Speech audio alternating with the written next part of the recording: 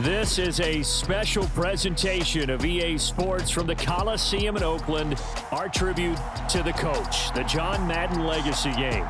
I'm Brandon Gaudin here to take you through the proceedings, and coming up, we're going to tell the story of a man who was truly larger than life and whose impact on the sport of football certainly is going to live on for decades and decades to come. Now, we've assembled a couple of rosters featuring some of Coach's favorite players from both yesterday and today, and Coach himself will be on the sidelines for both squads, trying to motivate his guys to victory. Now, I'm joined now by my good friend Charles Davis. CD, your thoughts on John Madden and what he meant to the sport he loved so much? For me, Brandon, it's the word joy. He brought that to the game of football, brought the game to so many people. He stayed involved his entire life. And moving forward, when you think of football, you're always going to think John Madden.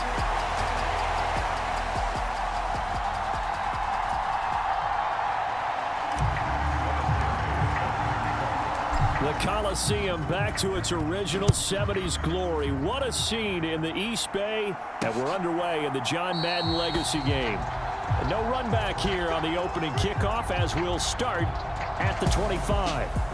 So it's the NFC stars who will get the ball first. And Charles, as we alluded to, we've got a different era of coach on each sideline.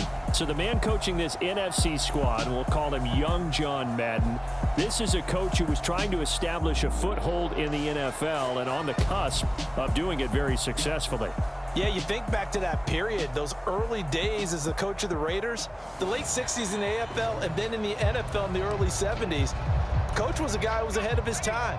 The Raiders were one of the first teams to have mini camps, one of the first to film practice, because he wanted to practice coaching as much as he could. And his teams, they were successful right from the start of his head coaching tenure.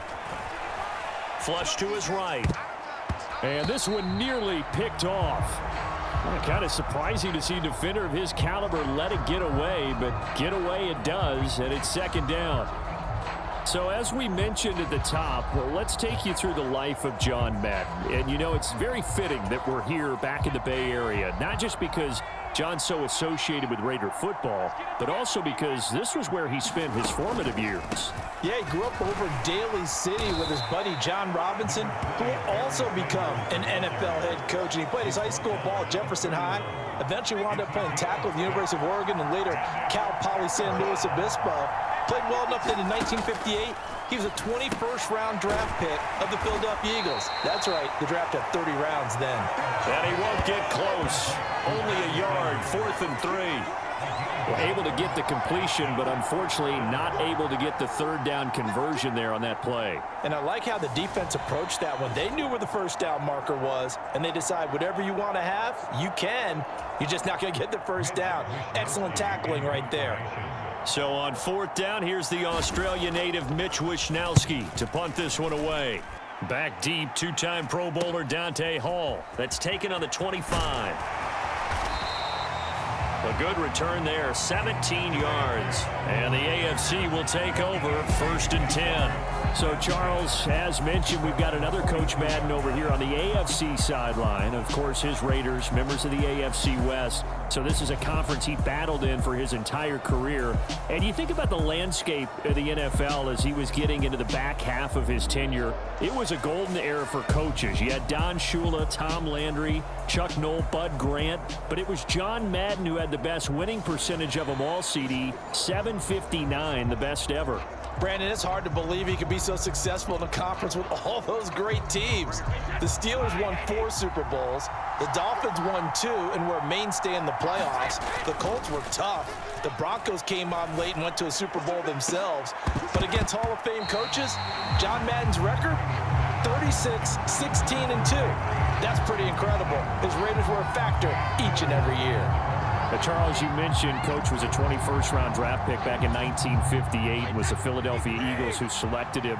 But unfortunately for John, knee problems, they just continued to dog him. He was hurt in his first training camp, actually never saw the field as a player in the NFL. But it was still during his time with the Eagles, you and I were talking about this before going on air, that you could start to see the light bulb going on for what his career path might entail. And it went on in a big way, didn't it? Because while he was rehabbing his knee, he started to spend a lot of time breaking down film with the Eagles, with quarterback Norm Van Brocklin, the future Hall of Famer and future head coach in the NFL. Remember, Norm Van Brocklin coached with the Falcons, he coached with the Vikings. And was there during that time. I think Coach Madden realized his love of football and love for teaching, combining all that together, and that meant being a football coach. So in 1960, began his coaching career at a small college south of San Luis Obispo called Allen Hancock, and then later at San Diego State University under another legendary coach, the guy who could throw it around pretty well, Don Coryell. The NFC offense coming out here, and you know, Charles, Coach Madden always said that if he had one drive to win a game and he had to pick a quarterback, he would pick Kenny Stabler. But I think if you asked him to omit any of his Raiders players, there's a good chance the guy he'd select would be Brett Favre. Brett Favre is always smiling. He's always laughing. He's always talking to someone. He remembers that it's a game, and if it's a game, you should have fun. And Brandon, that always reminds me of a great movie line where one of the players was telling a coach, every time I say it's a game, you say it's a business. And every time I say it's a business, you say it's a game. With Coach, it was always a game. Another run with Sanders. And he'll get it up a little shy of the 15. They'll spot him down at the 14-yard line. Charles, you know, it was in the early 1960s that a young John Madden made the acquaintance of the owner of the Oakland Raiders, one Al Davis, of course, and the two, they really bonded, would become one of the best owner-coach duos in NFL history. And to take it a step further, Al Davis became someone who John referred to as his best friend. Yeah, 1967, Brandon, Al Davis hired Coach Madden to be a linebackers coach. Remember, this was still the AFL at that point. We had not merged totally with the NFL. And Coach Madden, he paid dividends almost immediately. Helped the Raiders win the AFL title in 1968. And that meant a date with the Green Bay Packers in what was now known as Super Bowl II. But by 1969, at the age of 32, just 32, Brandon, John Madden assumed the mantle of head coach of the Oakland Raiders. And what a ride he, the Raiders, and the NFL were about to go on. So after the run for no gain, here's 2nd and 10. Sanders here as they run out of the gun. And he'll be brought down just shy of the 45.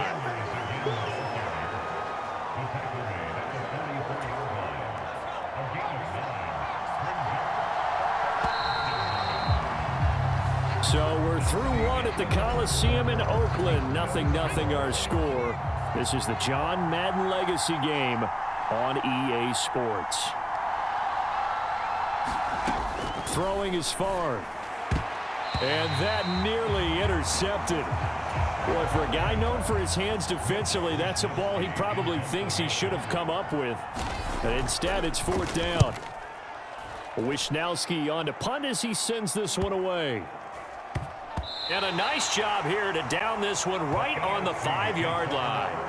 That punt was near perfection as it checked up inside the 5-yard line. You never know where these things are going to go, do you? No, what was it? You got a John Heisman quote about that, yeah, right? He said the football is roughly a prolate spheroid, which means it's going to bounce funny, and you never know where it's going to end up.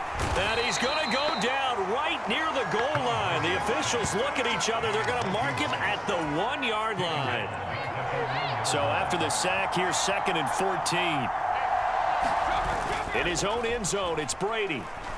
He's going to air one out. And this one incomplete. A 50-50 ball in the end, nearly intercepted. And now it's 3rd down. They'd like to avoid punting from their own end zone so they could use something here on 3rd down. To throw from his end zone. Brady looking left side, and he's got a man. That's Gonzalez.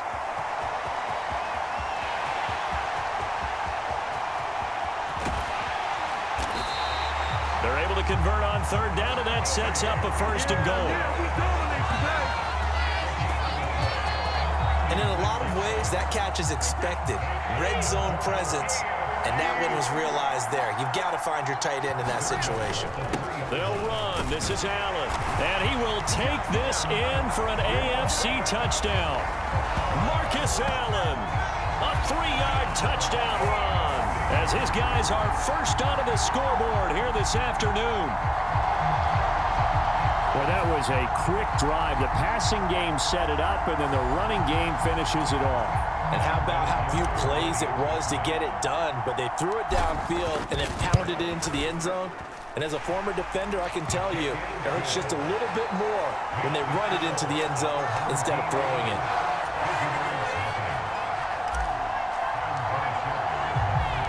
And there's been a Terry now to kick it away after the touchdown. Here comes Devin Hester bringing it out. And he'll be stopped right around where he would have been had he gone down to a knee, maybe a yard shy of there at the 24. Now the NFC heading back out. Hall of Famer Randy Moss a part of this offense. And Coach Madden, boy, he always appreciated the ferociousness with which number 84 attacked the football in the air. As Randy Moss says, just chunk it up there, dog, and I'll go get it. And, Coach, boy, did he ever go get it. Over 15,000 receiving yards, 156 touchdowns. And how about this? From his rookie year of 1998 until 2009, those were his prime seasons, right? He led the league in touchdowns 5 times, but even more so, he showed us all how to go up and get it. Great body control. No one's ever done it better playing the ball in the air.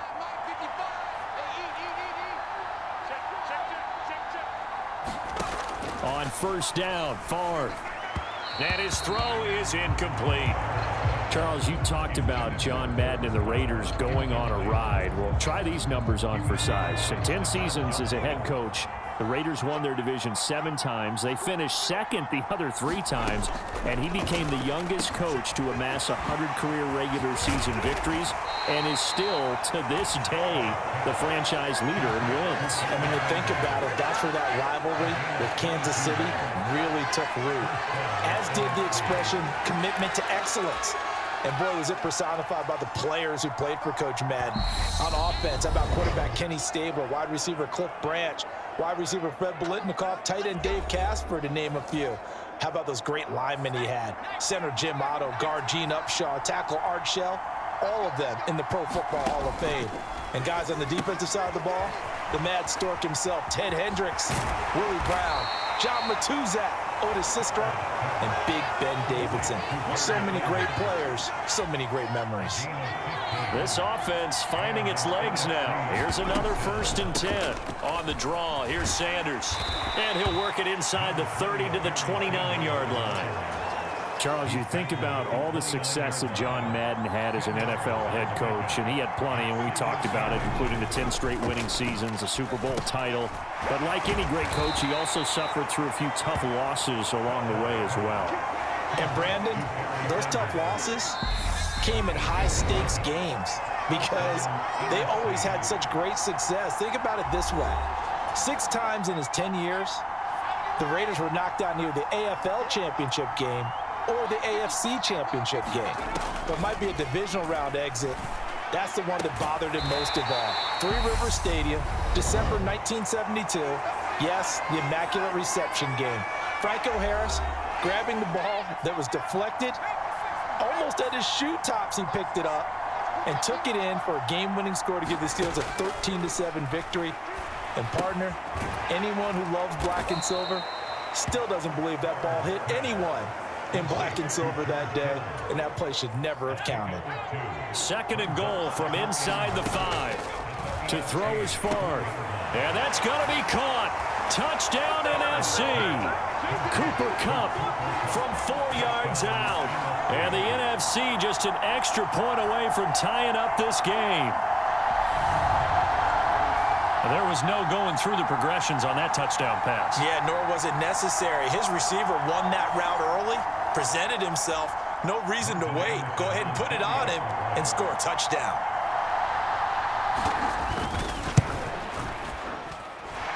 Extra point by Anderson, up and good. And that is going to tie our game as we approach halftime. So all even at 7 now as they kick it away. Here comes Hall. He's going to bring it out. And ultimately cannot get this out to the 25-yard line as he's dropped it to 23. The AFC offense heading back out. You know, Charles, Coach really loved to utilize his tight ends in the passing game. You think about Dave Casper, Hall of Famer for those great Raider teams. And I think he saw a lot of Dave Casper in an all-Madden staple, Tony Gonzalez. Tony Gonzalez is the type of tight end I think everyone's looking for. He's a guy that can make some big plays from that tight end position. Let me tell you, you better make sure you have him accounted for on every play. And that's exactly right, because Dave Casper, he could shred defenses down the middle of the field. And that's exactly what Tony Gonzalez did in his entire career. A 14-time Pro Bowl selection. Only Tom Brady has more. There are 6 guys in the 15,000-yard receiving club. He's the only tight end in there. Tony Gonzalez, every snap you had to know where he was because he could make plays short, medium, and long, and often put the ball in the end zone. Took just one play to move all the way to the 44 as they try again on first down. And Brady's throw there, incomplete. My first thought is surprise, because that's one of the better tight ends around, and I've seen him pull in balls like this before. But how about a little credit to the defense forcing that incompletion? Now a deep ball there on second down, but it'll wind up incomplete. Well, the best don't mind making tough throws, but that was a real difficult one right there. Out of the pocket, trying to beat double coverage. More times than not, that's going to end up as an incomplete pass, if not worse. And it's complete to Antonio Gates. And he'll be brought down inside the 40-yard line. And with just 1 second remaining in the first half, they'll call the timeout.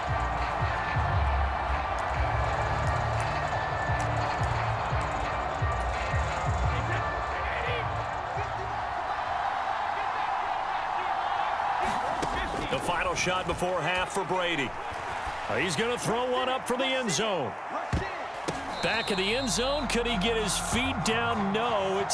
Well, coming up in the second half, we'll run through John's post-coaching triumphs. But for now, we present a very special tribute to the man of the hour, narrated by Trey Mosley.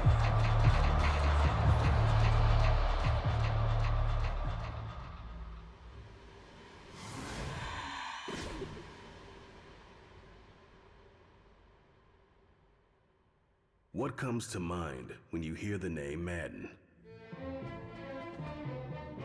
Is it the coach who led the Raiders to their first Super Bowl victory? Perhaps it's the broadcaster who entertained millions of fans.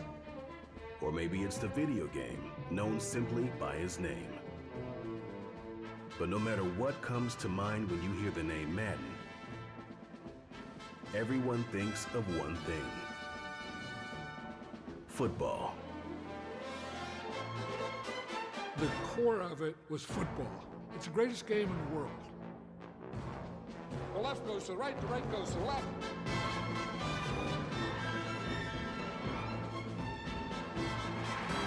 Madden is on the field. He wants to know if it's real. John Madden goes on the shoulders of his players.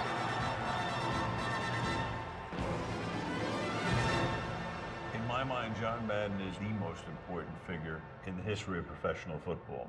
Show me somebody else who did it on 3 levels the way John did it. There's nobody.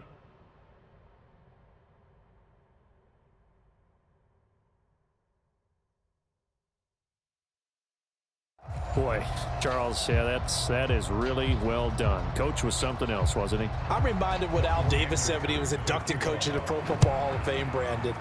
He loved the game. He loved his team. He loved the Raiders. He loved this league. And you can see it with everything he does. No doubt. But it's quite possible, though, that now he would say, hey, enough of that. Let's play some football. The second half forthcoming from Oakland.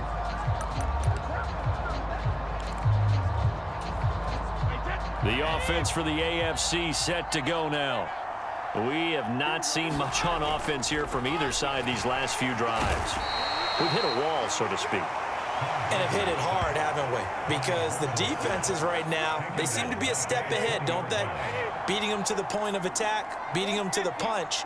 These offensive guys, they're tinkering like crazy. What's it going to take to get back on track? Yeah, both sides searching for adjustments.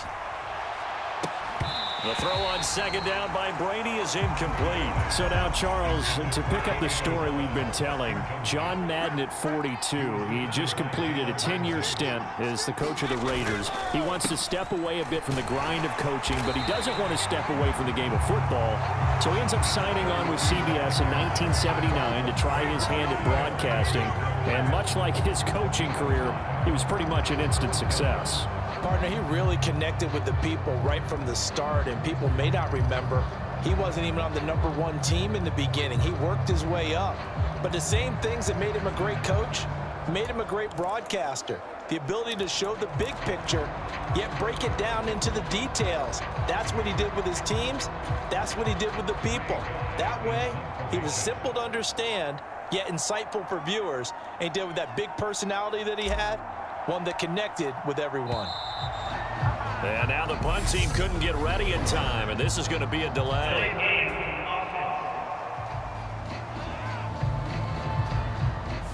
Now the offense knew it. They were already starting to walk back as that one is accepted. Here's Ray Guy now as he'll punt it away for the second time.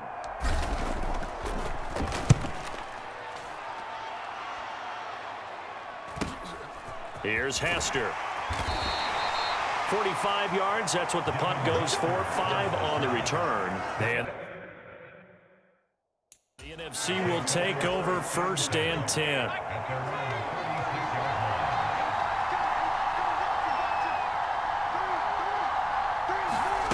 From the shotgun, it's Favre. That'll be caught by Kupp. And down he goes at the 45 after a pickup of 9. So for Coach Madden, Charles, by 1981, his broadcasting career is really taking off. He's elevated to the network's #1 booth that calls all the big matchups. And he gets the plum assignment of calling Super Bowl 16, 49ers and Bengals, and he's teamed up with Pat Summerall. And that pairing ultimately would go on to be one of the most influential in sports broadcasting history.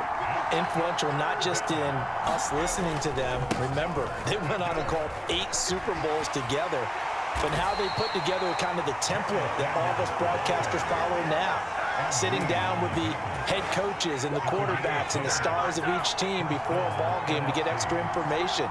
And the way that those two paired together, Pat Summerall, short, concise, to the point, and turned it over to Coach Madden to fill in all the big details. As you mentioned, CD, talking about John Madden, the broadcaster, he called 8 Super Bowls with Pat Summerall, 3 more with Al Michaels later in his career. He spent nearly 3 decades in the booth all told. And not only was he beloved for his mannerisms, we know that, but he was an innovator as well. Yeah, Brandon, you're talking about things like the telestrator, which totally became identified with him, and now it's a staple for all analysts to have in the booth. And then you think about things like turducken on Thanksgiving, when he used words like boom and pow. He helped create the old Madden team. He was a very popular commercial pitch man. And even the Madden Cruiser was unique, and you had to be someone to get a ride on it, too. Jerry Rice, open right side. And they're going to get this down near the 35-yard line.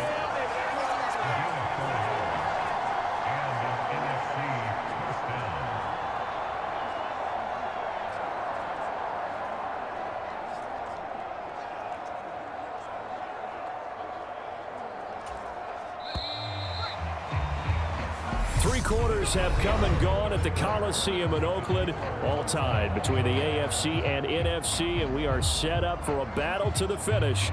And we're back to the John Madden Legacy game after this. Ball up to the 35 now as they come up on 1st and 10. Here's Favre to throw. And that's going to be incomplete. Too tough to hold on to that one. It's 2nd down. Now, CD, we did get a little ahead of ourselves about John Madden, the broadcaster in the 90s and 2000s, because there was another product during that time period that he became quite famous for, and it's something that you and I know a little bit about, and that's the video game that bears his name. Originally John Madden Football when it was first released back in the late 1980s, and now known the world over simply as Madden. And Coach saw this originally as a way to teach the game of football. The early designs were for a 7-on-7 game, but he said no chance. He would not sign off on it. He wanted to be as realistic as possible. He told him, call me when it's 11-on-11, and he got his wish. Yeah, after that debut, Madden the video game continued to pick up steam through the 90s in a big way, and John himself, many will remember, was a commentator for the series for many years. And now here we are in the 2020s, and this game has sold somewhere in the neighborhood of 150 million copies. And he'll get this down only to the 18. It'll only be a gain of a yard, and it sets up a 3rd down and 4 now. Just not a whole lot of room to operate there on that carry. No, not at all. They did a really nice job staying in their proper places, allowing any lanes to open up. On 3rd down, they turn to Sanders. And he won't be close to a 1st down as he runs into a wall right around the line of scrimmage. Call it no gain there, and it leads to a 4th down. Have to kick this field goal, don't you? No question about it. Look at the clock. Look at the situation. Kick the field goal.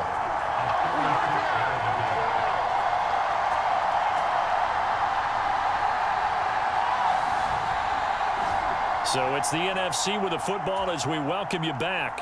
And they're looking at 4th down now in this tie ball game. The Hall of Famers kick is good, and they have taken the lead here in the final 2 minutes.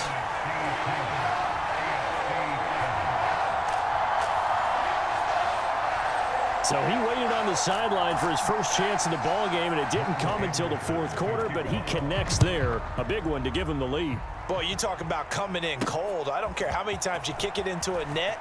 You're not really ready when you go out there and all that beef is coming at you trying to block the kick. Big spot, and he delivers. The AFC offense set to take their next drive. Their defense has done the job. Now it's the offense's turn as they've got it 1st and 10. Now the AFC going to use the first of their timeouts as they'll talk things over prior to this upcoming 2nd down play.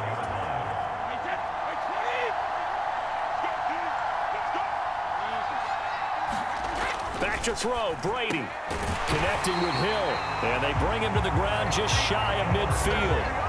So, CD, you look at the accumulation of John Madden's achievements in the world of football, the coaching success, the Super Bowl title, the incredible career as a broadcaster with 12 Emmy Awards, Madden the video game. It was very fitting back in 2006 that John Madden got the call to be enshrined into the Pro Football Hall of Fame. A more deserving person you will not find. He gave an incredible speech on that day, Brandon. So many of his former Raider players were in attendance.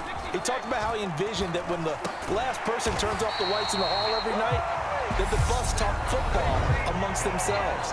And what a discussion that might be. Yeah, he finished his speech by saying, today feels like the 2nd time in my life that I'm being carried off on the shoulders of others. Yet instead of off the field, it's into the Hall of Fame. This has been the sweetest ride of them all. And oh, that one nearly intercepted. That would have sealed it. Instead, it'll be 2nd down. Now, you think about John Madden in his retirement years post-broadcasting. He was about as active as most people are in their working years. I mean, he continued to play a key role on the NFL's competition committee. He was available to a wide range of people as a tutor, as a mentor. He continued to teach the game of football to all who would listen. And Charles, as you and I know, he even continued to provide input, a lot of input on the Madden video game. Yeah, I know a lot of folks that design and build this game certainly look forward to their yearly visits out to the Madden compound that he had out in the East Bend. They pitch the new aspects of each year's game to him, get his feedback, and then get to sit back and spend 6 hours with him on a Sunday, watching football and listening to him tell stories and talk even more ball. It had to be an incredible experience for all involved. And oh, that one nearly intercepted. That would have sealed it. Instead, it'll be 2nd down. The quick slant caught. That catch good for 8, but still, it's 3rd and goal now. And with 4 seconds remaining, they will call the timeout. So just enough of a cushion there to bring on the field goal unit and try to send this one to the extra session. One final try now for Brady. To the end zone, but it's incomplete. Maybe some temptation here to try to go for the win, but I think you got to kick the field goal. I agree totally. When you look at the time left on the clock, that's not a spot where you take the gamble. Go ahead and kick the field goal here and take it from there. So here comes the trusty, battle-tested Adam Vinatieri for a big kick. With 2 seconds left in regulation, this to force overtime. And his kick is right there. It's good. And in the fourth quarter, this game is tied. And here in overtime, if the team that receives the ball scores a touchdown, it's over. If they don't, we can still have some more football. That's exactly right. If they go down and kick a field goal, the other team gets a possession to either match it or score a touchdown to win the ball game. If both teams kick field goals, the next team to score wins. But if the receiving team throws a pick six or fumbles the ball and it gets picked up by the defense and they score, the game is over at that point. And this will not be returnable. It's out of the back of the end zone for a touchback. The offense for the NFC ready to get their next drive started. I cannot imagine how these players and coaches feel, Charles. My palms sweating up here in the booth now as we go to the third drive of overtime. And as we know from here on out, any points win this football game. I'll throw you a towel as well, partner. I've got one for myself, but let's face it, our nerves, our pressure. And that is caught one-handed. Oh, my, he pulled it in. A big pickup of 38. So how about that for a chain mover? They're all the way down inside the 40 now for 1st and 10. They'll run with Sanders up the middle. And he'll be brought down just outside of the 30. 76 yards rushing for him now to this point. A good run, got 7 on first. Here's 2nd and 3. Now Favre. Throw left side complete. That's Sanders. And down inside the 15 he goes. 17 yards on the catch and run. It's a 1st down.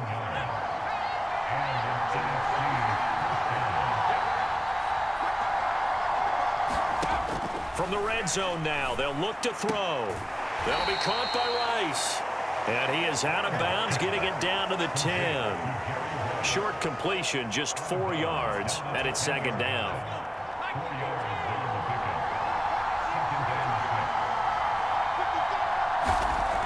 Favre. And that nearly picked off. Oh, that would have been a big INT here in overtime. Instead, they'll get another shot on 3rd down. Back to throw again. Finding his safety valve here. That's complete. And it looks like he'll be just a yard shy of the 5 here as he's out at the 6.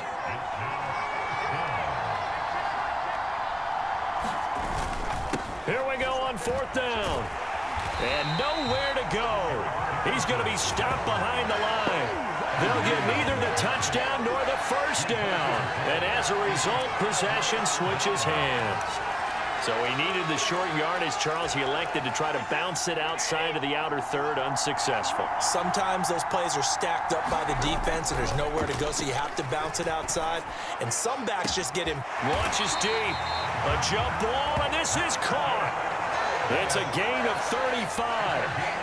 Backed up deep in their own territory. They were in search of a cushion, and the cushion was found. And you have to think total game, even in overtime. As a head coach, field position still counts in this spot.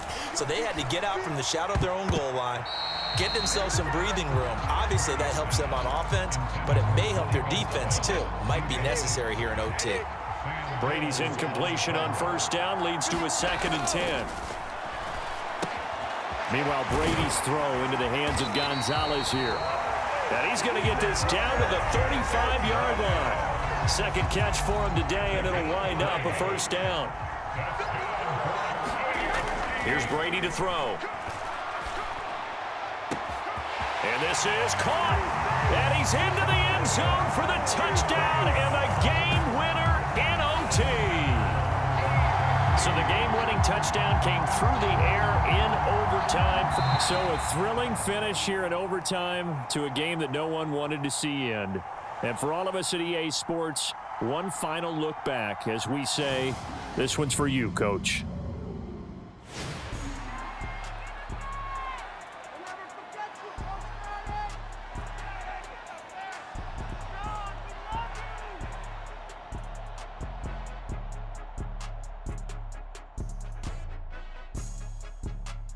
I just say this, I thank you all very much. This has been the sweetest ride of them all.